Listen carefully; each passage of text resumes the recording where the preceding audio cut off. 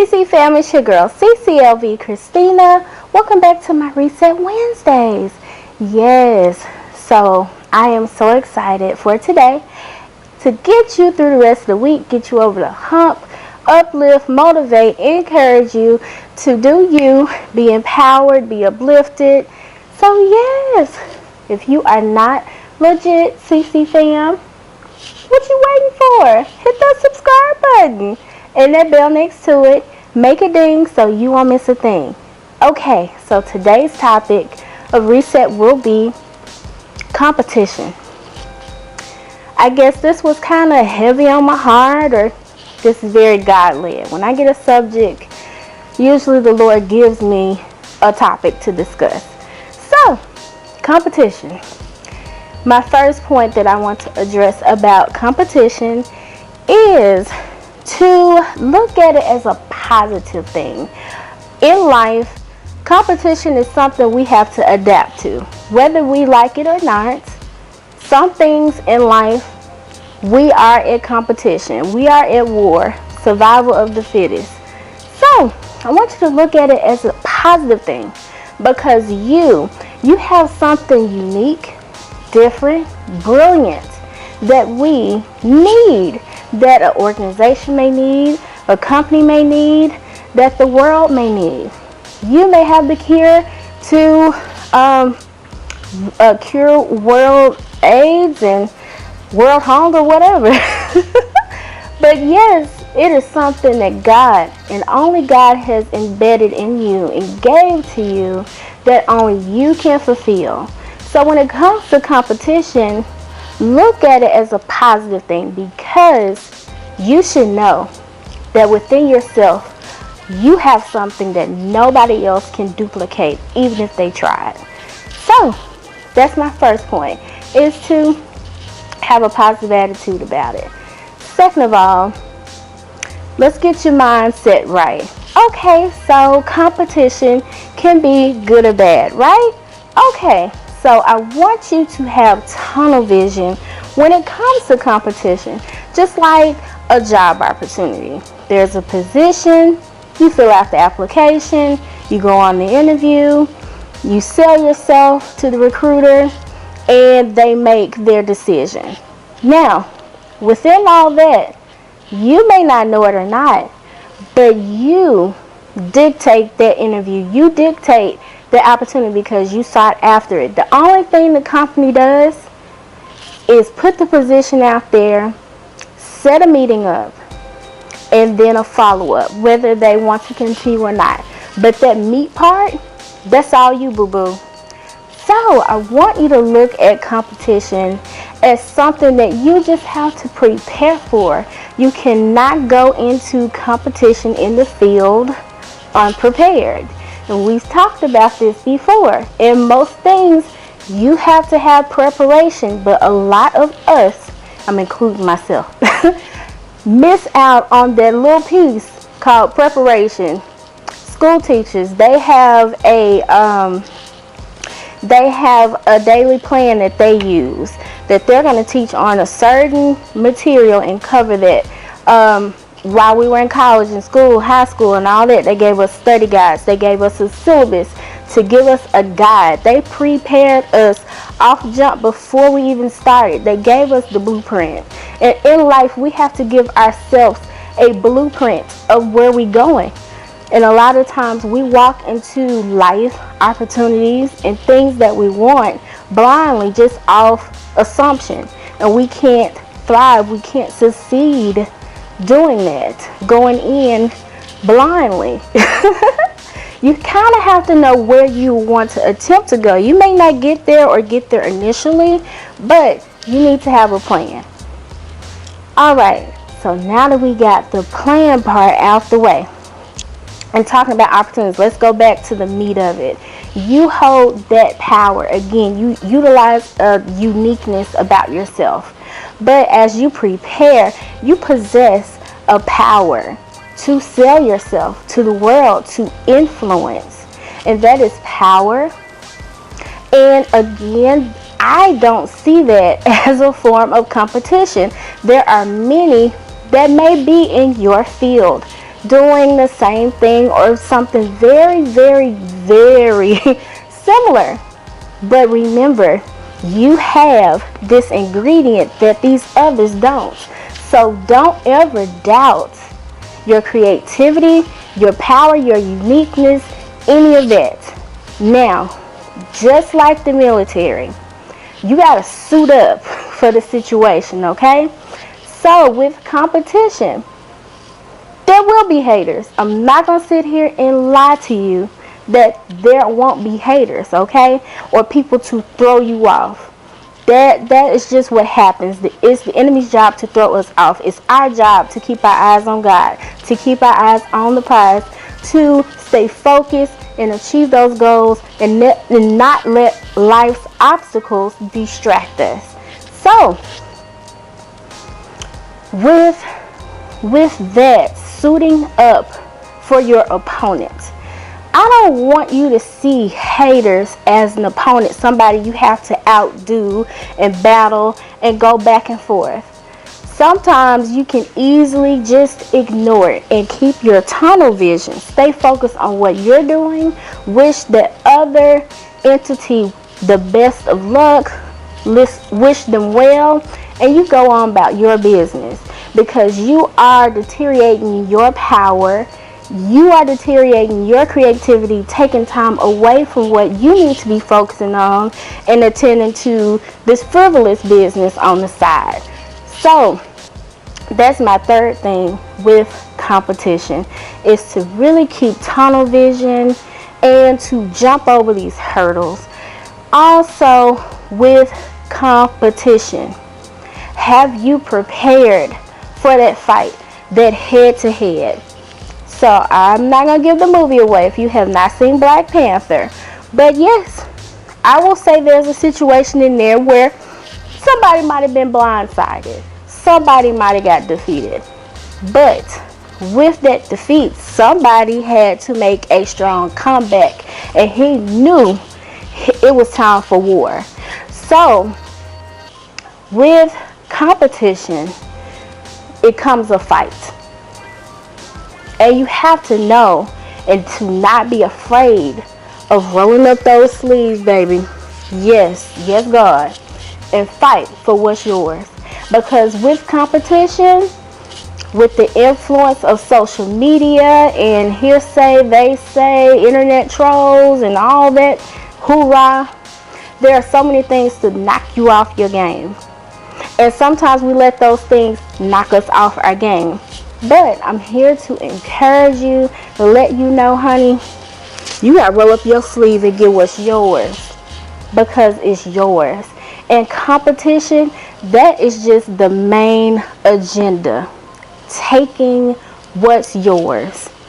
Because again, I don't feel like God would bamboozle us to be bickering back and forth on what he gave us, what he ordained for us to have. It's ours. It got our name on it and our name only on it. So the thing that God has for me, he don't have your name on it. You have your own thing that God has given you. So I just want you to feel a little more comfortable when it comes to competition. Boost up your confidence. Know that you are worthy of that opportunity, of that space, of that blessing, of that higher level. Whatever that you are trying to go forth in, know that you are good enough. That God has already given you everything you need to conquer whoever, whatever, whenever. Alright, competition. We talked about being comfortable. Now, I want you to start coasting in life. At first, you'll kind of trip and fall and bleed and all that because you're not used to it. But once you get used to it, you will begin to go through life owning a room. You will go through life knowing whether an opportunity or a relationship is for you, because that's competition. Now, envision yourself in a room full of people. You all want the same thing. And maybe you all have a group interview where you kind of got to outsell yourself on the spot. Whether you are in public, in this group setting, or you're in one room, you usually have one. I think God gives us, He teaches us a lesson by presenting an opportunity for us to grab life by the horns, or we're going to fall back. So with competition, sometimes we sabotage winning the race throughout competition. And I just want you to stop doing that. I want you to start winning in life. I want you to start conquering the things that you know you deserve, you know you should be fighting for. The things that you know you were ordained to do here on this earth. Because that opportunity, He didn't give it for you. He gave it for you to bless somebody else. For you to be a blessing, or for their uniqueness to be a contribution to a community. Now, I know what mine is. I know how disobedience is affecting the community I'm supposed to be blessing. So, cleaning up my acts, getting it together, and I know that with grasping what's mine, that my community will benefit. And I want you to start thinking about that when you fall back and you just stop trying and you stop caring and you tap out or you clock out consciously. You are not only hindering a community, you are slapping God in the face. You're slapping yourself and your family, your resources, your opportunity, everything that you worked for in the face because you're scared. So with competition, I want you to have not an arrogance, but a confidence, a godfidence about what's yours.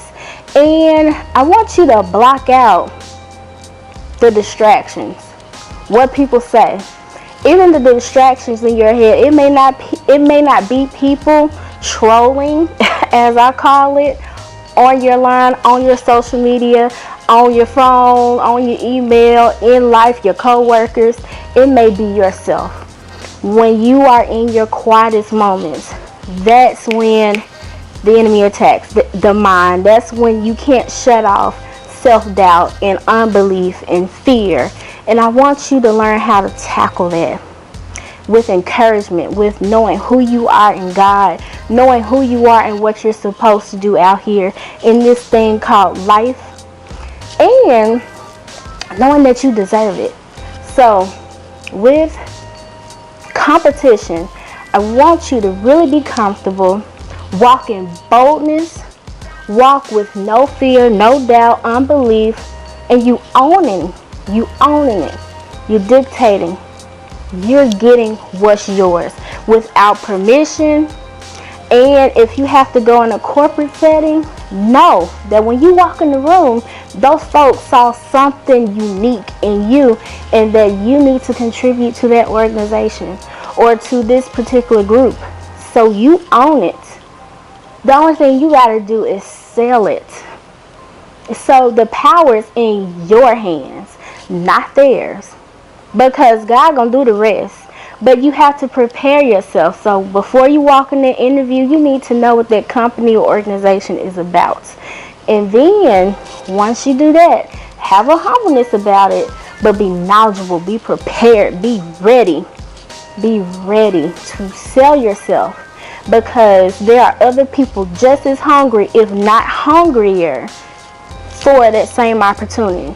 So I want you to keep that in mind, that you're not the only one in line for a certain elevation in life. But with preparation, maybe some of y'all need to go back to school to get your GED, your college diploma. Maybe you need to get that master's. Maybe you do need to get out there and start a YouTube, whatever that thing may be. Do that. And don't be intimidated or swayed by people that's been hustling and doing this longer than you. For example, maybe Not me, I'm encouraged by it. But some of you may be highly discouraged. You see these big YouTubers or whatever, and they are getting numbers, likes, views. Focus on you. Learn something from them folks. It's a waste of time to sit there and be jealous when you could be jotting down notes. You could reach out. You could gain friends. You can gain confidence. They can connect you to the right opportunity and sponsorships. But you wasting time hating. So I just don't want you to do that or be discouraged. But you have to put in work. These YouTubers and influencers been doing this for years. They have mastered. They had gone through the stages where we are now. Just kind of getting a rhythm. Kind of like a baby. We've been through the crawling, made the mistakes now. We're just getting accustomed to walking and getting a rhythm. So, keep going. Be encouraged. Take notes. Some of these YouTubers got classes. Learn from people who are where you want to be. Like, social media is a free resource. Use it. Because if you're not utilizing and your opportunities and your network, that's on you. And that's when it becomes a not fair competition. And sometimes it's good. I know friends, and we have done things together, and they are progressing, and that's good. In competition, learn how to clap for people and be happy, be proud, be supportive.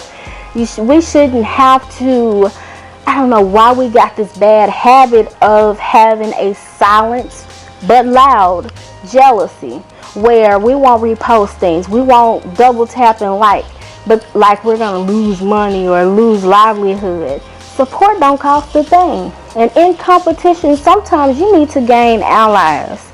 You need to build a network. We talked about networking last week. So with competition is only if you don't utilize your network.